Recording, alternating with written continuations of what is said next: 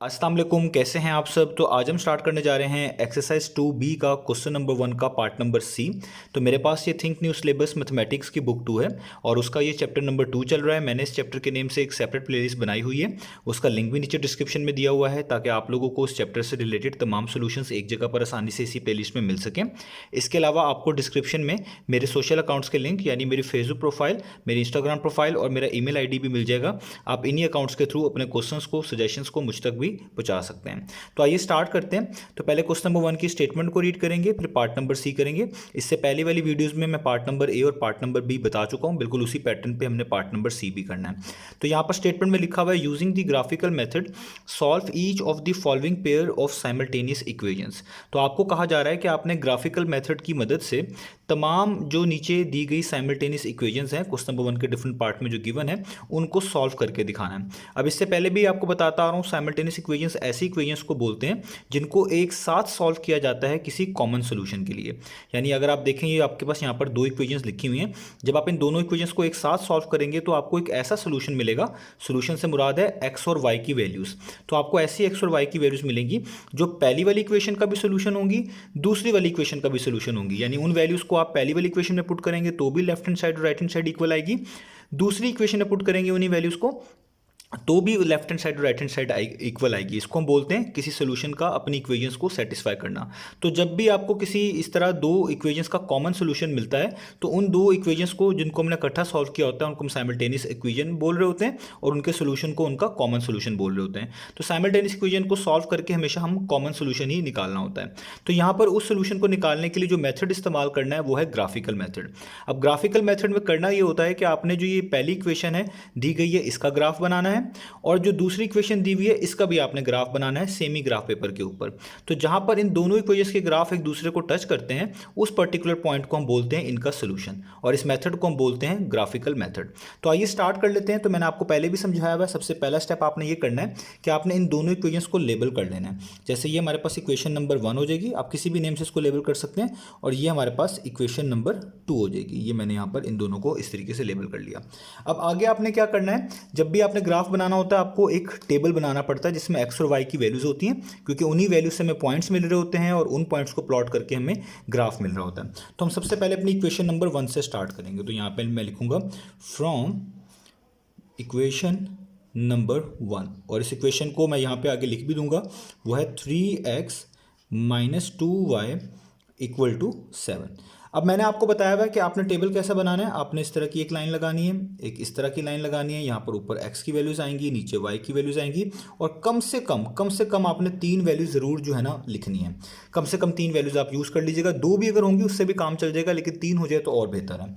अब मैंने आपको ये चीज़ बताई हुई है कि आपने इस इक्वेशन में x की जगह पे डिफरेंट वैल्यूज पुट करनी है। अब ये आपकी चॉइस है, आप x की जगह पे 1 पुट कर लें, 2 पुट कर लें, 3 पुट कर लें, जोन सी मर्जी पुट कर सकते हैं। बस याद रखिएगा ऐसी वैल्यूज पुट करिएगा जिसको बाद में प्लॉट करते वक्त आपको मुश्किल ना आए। ऐसी वैल्यूज ना पुट कर लीजिएगा जो बाद में ग्राफ में जब आप प्लॉट कर रहे हो तो आपके लिए प्रॉब्लम बने।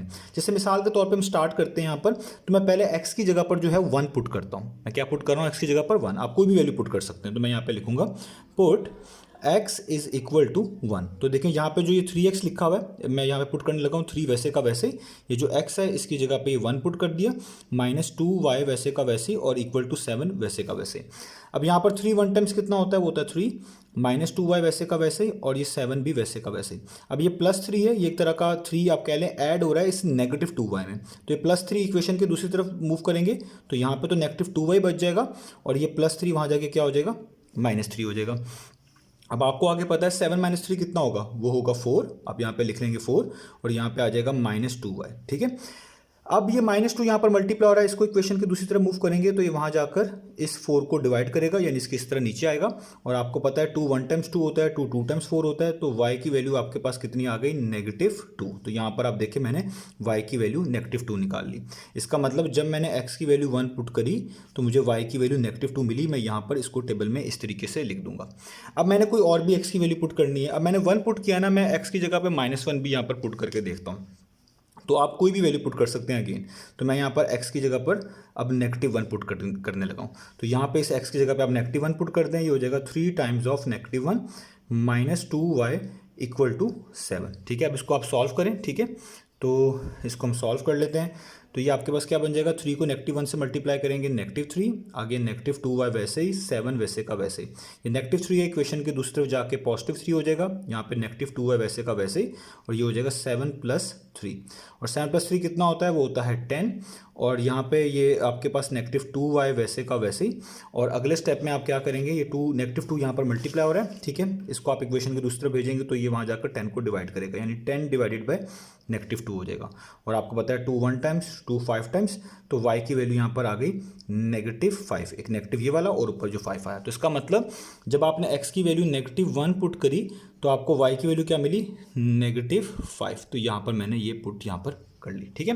अब 3 वैल्यू हमें कम से कम चाहिए, तो एक वैल्यू और भी ले लेते हैं, वैसे तो 2 भी इनफ होती हैं, लेकिन 3 कर लेंगे और भी आपके लिए आसानी हो जाएगी। अब देखिए आपकी अपनी चॉइस है, आप कोई भी वैल्यू यहाँ पर x की जगह पर पुट कर सकते हैं। अगेन बस ऐसी वैल्यूज आप पुट करिएगा जिससे ऐसे आंसर्स आएँ जिनको प्लॉट करते वक्त आपके लिए प्रॉब्लम ना हो। इसके लिए आप रफ वर्क में चीज़ों को चेक कर सकते हैं। अब यहाँ पर मैं क्या करता हूँ, फॉर एग्जाम्पल मैं x की जगह पर 5 पुट कर लेता हूँ, तो मैं यहाँ पर लिख देता हूँ पुट x = 5। तो देखिए इस x की जगह पर मैं 5 पुट कर रहा हूँ, तो यहाँ पे हो जाएगा 3 टाइम्स ऑफ 5 -2y = 7। तो 3 5 टाइम्स होता है 15, यहाँ पे हो जाएगा 15 - 2y = 7, ठीक है, यहाँ तक हो गया। अब यहाँ पर आपके पास क्या आ जाएगा, आप इसको कर सकते हैं 15 को, ये +15 है, ये 15 ऐड हो रहा है एक तरह का, -2 में इक्वेशन के दूसरी तरफ जाएगा तो क्या होगा, ये सब्ट्रैक्ट हो जाएगा, तो ये हो जाएगा =7, ये +15 यहाँ क्या हो गया, -15। तो यहाँ तक हमने इसको कर लिया। तो अब हम इसको आगे कर लेते हैं, तो ये हो जाएगा -2y = 7 - 15 कितना होता है, वो होता है -8, प्लस माइनस माइनस 15 - 7 8, और साइन बड़ी वैल्यू का यानी 15 का, उसके पीछे माइनस था तो यहाँ भी माइनस, ये माइनस माइनस से कट गया तो यहाँ पे y रह गया, ये 8 वैसे का वैसे, ये 2 यहाँ पर मल्टीप्लाई हो रहा था, यहाँ पर आके इसको डिवाइड करेगा, 2 1 टाइम्स, 2 4 टाइम्स, तो y की वैल्यू आपके पास क्या आ गई, 4, ठीक है। तो इसका मतलब जब आप x की वैल्यू यहाँ पर 5 पुट करेंगे तो आपको y का आंसर क्या मिलेगा, 4। ये आपने 3 वैल्यूज़ यहाँ पर पूरी कर ली। अब आपने भी बार बार ये बात बता रहा हूँ, x की जगह पे कोई भी वैल्यू ले सकते हैं, बस ऐसी वैल्यू लीजिएगा जिससे आंसर्स ऐसे आएँ जिनको प्लॉट करने के लिए आपको आसानी हो सके। ऐसी वैल्यूज़ ना पिक कर लीजिएगा जिनको आप प्लॉट करें तो आपके लिए प्रॉब्लम बने, आपकी ग्राफ पे पूरी ना आ रही हो या आपको सही तरह मिल ना रही हो, तो इस चीज़ों का आपने ख्याल रखना है। अब हम चलते हैं आगे। अब हम यहाँ पर इसके पैरेलली इसकी जो दूसरी इक्वेशन है उसको भी सॉल्व कर लेते हैं। तो यहाँ पर मैं लिखता हूँ फ्रॉम इक्वेशन नंबर 2, ठीक है। इक्वेशन नंबर 2 हमारे पास क्या है, वो है 2x + 3y = 9। तो यहाँ पे हम लिखेंगे 2x + 3y = 9, और इसका भी इस तरह टेबल बनाएंगे। तो यहाँ पर एक x लिख लें, यहाँ पर एक y लिख लें, इस तरह की एक लाइन लगा लें, और इस तरह इसकी भी कम से कम हम 3 वैल्यूज़ तो ढूंढ लेंगे। अब यहाँ पर भी आपने कोई 3 वैल्यूज़ जो है ना वो पुट करनी है, ठीक है। अब वो कौन सी वैल्यूज़ हैं वो भी अगेन आपकी चॉइस है, आप जो सी मर्जी जो है ना पुट कर सकते हैं। मैं पहले फॉर एग्जाम्पल x की जगह पर 0 पुट करके देखता हूँ। तो यहाँ पर मैं लिखूँगा पुट x = 0। तो जब मैं इस x की जगह पर 0 पुट करूँगा तो ये हो जाएगा 2 टाइम्स ऑफ 0 + 3y = 9। ये 2 0 टाइम्स 0 ही होता है, और ये हो जाएगा 0 + 3y = 9। यहाँ पर 3y वैसे का वैसे ही, और क्योंकि 0 + 3y 3y होता है, और यहाँ पर 9 वैसे का वैसे ही, ये 3 मल्टीप्लाई हो रहा है, इक्वेशन की दूसरी तरफ जाएगा तो उसको 9 को डिवाइड करेगा, 3 1 टाइम्स, 3 3 टाइम्स, तो y की वैल्यू कितनी आ गई, 3। इसका मतलब जब आपने x की वैल्यू 0 पुट करी तो y की वैल्यू कितनी मिली, 3, ठीक है। ये पॉइंट्स बनते जाएंगे, भी मैं इनके पॉइंट्स यहाँ पे लिखूंगा, ठीक है। अब आपने x की जगह पे कोई और वैल्यू पुट करनी है, फॉर एग्जांपल हम x की जगह पे 1 पुट करके देखते हैं। तो मैं यहाँ पे लिखूंगा पुट x = 1। अब इस x की जगह पे मैं 1 पुट कर रहा हूँ, तो 2 टाइम्स ऑफ 1 + 3y = 9। अब 2 1 टाइम्स 2 ही होता है, ये हो जाएगा 2 + 3y = 9। ये 2 एक तरह का ऐड हो रहा है 3y में, तो इक्वेशन की दूसरी तरफ जाके ये सब्ट्रैक्ट होगा, तो यहाँ पे जस्ट +3y रह जाएगा, और ये हो जाएगा 9 - 2, ये +2 यहाँ कर क्या हो गया, -2। 9 - 2 कितना होता है, वो होता है 7, ठीक है। और यहाँ पर आपके पास ये y वैसे का वैसे ही, और ये 3 मल्टीप्लाई हो रहा था, यहाँ पर आके क्या हो जाएगा आपके पास, यहाँ पर आके इसको इस 7 को क्या करेगा, डिवाइड। तो ये आपके पास क्या आंसर आ गया इसका, एक तरह का आपके पास इसका आ गया 7/3। तो इसका मतलब जब आपने x की वैल्यू 1 पुट करी तो y की वैल्यू आपको क्या मिली, 7/3, ठीक है। अब इस ये वैल्यू देखें, ये प्लॉट करना हो सकता है थोड़ी सी मुश्किल हो आपके लिए, क्योंकि ये डेसिमल में वैल्यूज़ आएगी, लेकिन इसका भी हम अभी हल निकाल लेंगे। हम इस इक्वेशन में बहुत सी वैल्यूज़ ऐसी हैं जो पुट करके इससे बेहतर वैल्यू निकाल सकते हैं, जिसको प्लॉट करने में और भी आसानी होगी। तो इसलिए आपने भी इसमें परेशान नहीं होना, हम इसमें कोई ना कोई वैल्यू आप देखिएगा बेहतर निकाल लेंगे। तो अभी हम एक और वैल्यू पुट कर लेते हैं। तो हम मिसाल तौर पर x की जगह पर 3 पुट करते हैं। तो मैं यहाँ पर लिख रहा हूँ पुट x = 3, ठीक है। अब देखिए यहाँ पर x की जगह पे आप 3 पुट कर लें तो ये इधर हो जाएगा 2 into 3 plus 3y is equal to 9, 2 3 times होता है 6, 6 plus 3y is equal to 9, और यहाँ पे 3y वैसे का वैसे ही रहेगा क्योंकि 6 ऐड हो रहा है, इक्वेशन की उस तरफ जाएगा तो 9 में से 6 सब्ट्रैक्ट हो जाएगा, 9 माइनस 6 कितना होता है, वो होता है 3, तो यहाँ पर 3y इज इक्वल टू 3 है, तो ये 3 यहाँ पे वैसे ही रहेगा, ये 3 यहाँ पे मल्टीप्लाई हो रहा है, इक्वेशन दूसरी तरफ जाएगा तो यहाँ जाके इसको डिवाइड करेगा, 3 3 से कैंसिल, तो यहाँ पे आ गया 1। यानी जब आपने x की वैल्यू 3 पुट करी या आपने यहाँ पे लिखना है तो आपको y का आंसर क्या मिला, आपको y का आंसर मिला 1। तो ये आप देख लें, मैंने यहाँ पे कर लिया। अब देखें यहाँ पे 3 वैल्यूज़ हैं, मैंने आपको कहा कि आपके लिए 2 वैल्यूज़ भी इनफ होती हैं, उसी से आपका ग्राफ बन जाएगा, अभी आप देखिएगा। लेकिन 3 वैल्यूज़ अगर लिख लेंगे तो आसानी हो जाती है। अब अगर आपके पास कोई ऐसी वैल्यू आ जाए, ऐसी वैल्यू आ जाती है जो डेसिमल में, इसको भी हम प्लॉट कर सकते हैं, ऐसी बात नहीं है, लेकिन ज़ाहिर बात है थोड़ी तंगी होती है। जो होल नंबर्स वगैरह होते हैं उनको प्लॉट करना आसान होता है, बाकियों को प्लॉट करना मुश्किल होता है। तो अगर आप कोई ऐसी वैल्यू ढूंढ लेंगे जिसमें इस तरह के होल नंबर्स में आंसर में आ रहे होंगे तो आपके लिए ज़्यादा बेहतर हो जाएगा। जैसे अगर मैं मिसाल दूँ आपको कि अगर आप x की जगह पे 3 पुट किया था ना, इसी तरीके से अगर आप x की जगह पर -3 भी पुट कर लेते हैं, -3, ये जस्ट एग्जांपल दे रहा हूं ताकि एक पॉइंट और ऐसा मिल जाए जिससे आपको आइडिया भी हो जाए। तो आपको क्या करना पड़ता, आप इस 2x की जगह पे -3 पुट करते, यहाँ पे 3y वैसे का वैसे ही रहता, 9 वैसे का वैसे ही रहता, 2 को -3 से करते -6 आता, ये हो जाता -6 plus 3y is equal to 9, ये -6 ऐड हो रहा 3y में, ये उधर जाके आपके ये -6 जो ऐड हो रहा था 3y में, जब ये इक्वेशन की दूसरी तरफ जाएगा तो ये वहाँ जाके सब्ट्रैक्ट होगा, जिसकी वजह से इसका साइन चेंज हो जाएगा, यानी -6 है वहाँ जाके क्या हो जाएगा, +6 हो जाएगा इस तरीके से, ठीक है। तो 9 + 6 कितना हो जाएगा, ये होता है 15, और यहाँ पे 3 मल्टीप्लाई हो रहा है, ये इक्वेशन की दूसरी तरफ जाएगा, इसको डिवाइड करेगा, तो 3 1 टाइम्स 3 5 टाइम्स। तो देखिए y की वैल्यू क्या आ गई 5। तो देखिए ये भी एक वैल्यू आ गई आपके पास, इसको भी मैं यहाँ समझाने के लिए लिख रहा हूँ कि अगर आप x की जगह पर -3 पुट करें तो y की वैल्यू क्या मिलती है 5। तो आपकी अपनी चॉइस है, आप जैसी वैल्यूज पुट करेंगे उसी के मुताबिक आपको आंसर्स मिलेंगे। अब आप अगर डेसिमल वाले इजीली प्लॉट कर लेते हैं तो आप ये वाली वैल्यूज़ ले लें, वरना कोई और भी वैल्यूज चेक करेंगे तो आपको यहाँ पर ऐसी वैल्यूज़ मिल जाएंगी जिस तरह मैंने आपको यहाँ पर करके भी दिखा दिया। अब हम इनके पॉइंट्स बना लेते हैं, 2 पॉइंट्स भी इनफ होंगे हमारे लिए, अगर हम इनको कर लेंगे प्लॉट तो उसी से हमारा ग्राफ बन जाता है। अब यहाँ पर मैं पॉइंट बनाता हूँ, देखें तो एक पॉइंट का नाम रखूँगा a, उसका x कोऑर्डिनेट क्या है 1, y कोऑर्डिनेट क्या है -2, तो मैं लिखूँगा 1, -2। एक पॉइंट लिखूँगा b, यानी b जो है हमारे पास उसका x कोऑर्डिनेट कितना है -1 और y कोऑर्डिनेट कितना है -5, ठीक है। एक पॉइंट रखूँगा c, उसका नाम, ये सारी चीज़ें पीछे बताता आ रहा हूँ, उसका x कितना है 5 और y कितना है 4। तो इस तरीके से इन टेबल वैल्यूज़ को आपने पॉइंट्स में बदल लेना है। अब इसलिए इस लाइन के लिए भी हमने करना है, ये जो हमारे पास लाइन है, ठीक है, इसमें आप देखें यहाँ से बनाते हैं, एक पॉइंट ले लेते हैं a, और सॉरी एक a ना लें क्योंकि a b c पहले कर चुके हैं, तो इसको हम कर लेते हैं d। एक पॉइंट हम ले लेते हैं डी, जिसका x कोऑर्डिनेट कितना है 0, y कोऑर्डिनेट कितना है 3, ठीक है। एक पॉइंट ये वाला चूज़ कर लेते हैं, डेसिमल वाला है, इसको बनाने का फ़ायदा नहीं है, जब हमारे पास आसान पॉइंट्स अवेलेबल हैं इसको हम ले लेते हैं, ठीक है। एक पॉइंट हम ले लेते हैं ई, ठीक है, उसको उसमें x कोऑर्डिनेट 3 है आप देखें और y कोऑर्डिनेट 1 है, और एक पॉइंट ले लेते हैं f, वो आखिरी वाला ले लेते हैं जो हमने निकाला था, उसका x कोऑर्डिनेट -3 है और y कोऑर्डिनेट कितना है 5, ठीक है।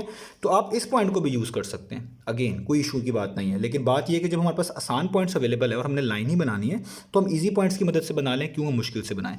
तो देखिए ये पॉइंट्स भी आ गए DEF, ये पॉइंट्स भी आ गए। अब आपने इनको जस्ट प्लॉट करना है अपने ग्राफ पर, इनको हम जोड़ेंगे, हमें अपने ग्राफ मिल जाएंगे और देख लेंगे हम कहाँ पर वो एक दूसरे को टच कर रहे हैं, हमारा ईजिली आंसर आ जाएगा। तो आइए अब चलते हैं ग्राफ की तरफ। तो अब आपको सामने स्क्रीन पर ग्राफ पेपर नज़र आ रहा है। तो आपको पता है ग्राफ बनाने के लिए हमें 2 एक्सिस बनाने पड़ते हैं, एक होता है हॉरिजॉन्टल एक्सिस, एक होता है वर्टिकल एक्सिस। हॉरिजॉन्टल एक्सिस को हम एक्स एक्सिस बोलते हैं और वर्टिकल एक्सिस को हम वाई एक्सिस बोलते हैं। तो पहले हम हॉरिजॉन्टल एक्सिस यहाँ पर ड्रॉ कर लेते हैं। तो ये देखिए, ये मैंने हॉरिजॉन्टल एक्सिस जो है ना वो ड्रॉ कर लिया, ठीक है। अब इसी तरीके से हम एक वर्टिकल एक्सिस ड्रॉ कर लेते हैं। तो यहाँ पर मैं एक वर्टिकल एक्सिस भी ड्रॉ कर लूँ, जिसको हम वाई एक्सिस बोलते हैं, बिल्कुल स्ट्रेट होना चाहिए। तो ये मैंने आप कह लें अपना वाई एक्सिस ड्रॉ कर लिया, ठीक है। यहाँ पे मैं एरो हेड यूज़ कर लेता हूँ, ये मेरे पास एक्स एक्सिस है, ये मेरे पास है वाई एक्सिस, और आपको पता है जहाँ पर एक दूसरे को टच कर रहे होते हैं ये ओरिजिन होता है, यहाँ पर ही आपका ज़ीरो होता है, ठीक है। ओ भी लिखते हैं, ओरिजिन का मतलब ओ होता है, और ज़ीरो भी लिखते हैं कि यहाँ से हम चीज़ों को स्टार्ट कर रहे होते हैं। अच्छा, अब आपने यहाँ पर स्केल सेट करना है, तो आपकी अपनी मर्ज़ी है, आप जिस तरह मर्जी स्केल सेट कर सकते हैं। मैं क्या स्केल ले रहा हूँ आप देख सकते हैं, मैंने रूलर इस तरीके से रखा है कि ज़ीरो मेरा इस बिल्कुल ज़ीरो के ऊपर आ रहा है, और 0 से लेके 1 तक ये 1 सेंटीमीटर मेरा पूरा होता है, यानी मैं 1 सेंटीमीटर छोड़ के 1 यूनिट लिख रहा हूँ। तो यहाँ पर मैं 1 सेंटीमीटर छोड़ूंगा, 1 यूनिट लिख दूंगा, फिर 1 सेंटीमीटर मेरा अगला पूरे होंगे 2 पर, ये मेरा नेक्स्ट 1 सेंटीमीटर, फिर अगला सेंटीमीटर मेरा पूरा होगा 3 पर, यहाँ पर, फिर इस तरीके से 4 पर, इस तरीके से 5 पर, इस तरीके से 6 पर, ठीक है। एक एक सेंटीमीटर छोड़ के मैंने लिखा है। और ये मुझे अब अंदाज़ा भी हो गया कि ये जो पूरा एक बिग बॉक्स है ये बेसिकली 1 सेंटीमीटर को रिप्रेजेंट कर रहा है। तो मैं यहाँ पर बगैर रूलर के ही लिख सकता हूँ कि यहाँ पे एक पूरा बिग बॉक्स खत्म हुआ तो ये मेरा 1 सेंटीमीटर पूरा हुआ। फिर यहाँ पे एक बिग बॉक्स खत्म हुआ, ये मेरा नेक्स्ट 1 सेंटीमीटर। इस तरह यहाँ पर ये नेक्स्ट 1 सेंटीमीटर, यहाँ पर ये नेक्स्ट 1 सेंटीमीटर, ये यहाँ पर नेक्स्ट 1 सेंटीमीटर, और यहाँ पर ये नेक्स्ट 1 सेंटीमीटर।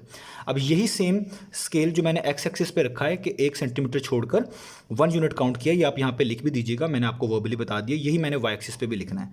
अब यहाँ पर भी आप देखें, यहाँ से लेके यहाँ तक आप देखें तो ये पूरा एक बिग बॉक्स कंप्लीट हो रहा है। तो इसका मतलब मेरा 1 सेंटीमीटर यहाँ पे पूरा होगा। इस तरह अगला 1 यहाँ पर होगा, अगला बिग बॉक्स यहाँ पे ख़त्म हुआ, यहाँ पर, फिर यहाँ पर, फिर यहाँ पर, फिर यहाँ पर, और फिर यहाँ पर, ठीक है। मेरा ख्याल है इतनी वैल्यूज़ काफ़ी हैं। और इसी तरीके से नीचे भी आप कर सकते हैं, ठीक है। तो यहाँ पर आप देखें ये पूरा एक बिग बॉक्स यहाँ पे ख़त्म हुआ, ये 1 सेंटीमीटर, फिर अगला 1 सेंटीमीटर यहाँ पे ख़त्म, फिर यहाँ पर, फिर यहाँ पर, फिर यहाँ पर, और इस तरीके से यहाँ पर। अब आप मार्किंग कर लें तो इसको आप लिख लेंगे 1, पॉजिटिव वैल्यूज़ आएंगी, ठीक है। 1, ये हो जाएगा 2, ये हो जाएगा 3, ये हो जाएगा 4, ये हो जाएगा 5, ये हो जाएगा 6। इस तरह यहाँ पे नेगेटिव वैल्यूज़ आती हैं, आपको पता है, -1, -2, -3, -4, -5 और -6।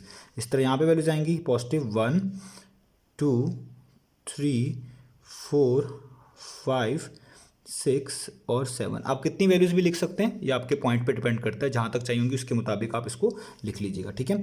तो अब यहाँ पर करते हैं, ये आपकी नेगेटिव वैल्यूज आएंगी, -1, ठीक है, -2, -3, -4 और -5, और यहाँ पे भी है तो -6, ठीक है। ये हमने कर लिया। अब हम अपने पॉइंट्स को प्लॉट करेंगे, ठीक है। तो आपको पॉइंट्स दिखा दूँ फिर से, पहले एक इक्वेशन के पॉइंट्स प्लॉट करके जोड़ेंगे, फिर बाकियों के। तो पहला पॉइंट है जिसमें एक्स का, एक पॉइंट का एक्स कोऑर्डिनेट 1 है और वाई कोऑर्डिनेट -2 है।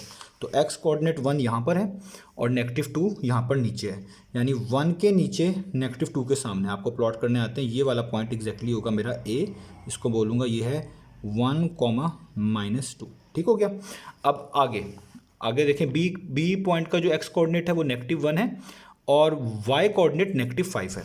तो ये -1 है, ठीक है, और ये -5 है, यानी -1 के नीचे और -5 के सामने ये वाला जो पॉइंट होगा ये होगा मेरे पास बी कोऑर्डिनेट -1 और -5। ये मैंने यहाँ पर लिख भी दिया, ठीक हो गया। अब सी आप देखें वो क्या है, X coordinate 5, Y coordinate 4। X coordinate ये है आपका 5, ठीक है, वाई कोऑर्डिनेट 4 ऊपर है ये, यानी 5 के ऊपर 4 के सामने ये बनेगा, ये होगा मेरा सी पॉइंट, यानी उसके कोऑर्डिनेट 5, 4। अब आप इनको जोड़ दें, अगले पॉइंट को यहाँ पर प्लॉट करने से पहले आपने इनको जोड़ना है। अब ऐसे जोड़ना है कि दोनों एक स्ट्रेट लाइन से कनेक्टेड हो। तो आपने एक ऐसी लाइन बनानी है जो कि इन दोनों में से पास हो रही हो, तभी आपका जो है ना ग्राफ सही कंसिडर किया जाएगा, ठीक है। तो मैं अब देख लें, इसको रख लेता हूँ यहाँ पर, आई थिंक सो सही है ये। तो ये मैंने देखें एक लाइन बना ली जो कि इन तीनों में से क्या हो रही है, पास हो रही है। अब इस तरह दूसरे पॉइंट्स को भी जोड़ूंगा।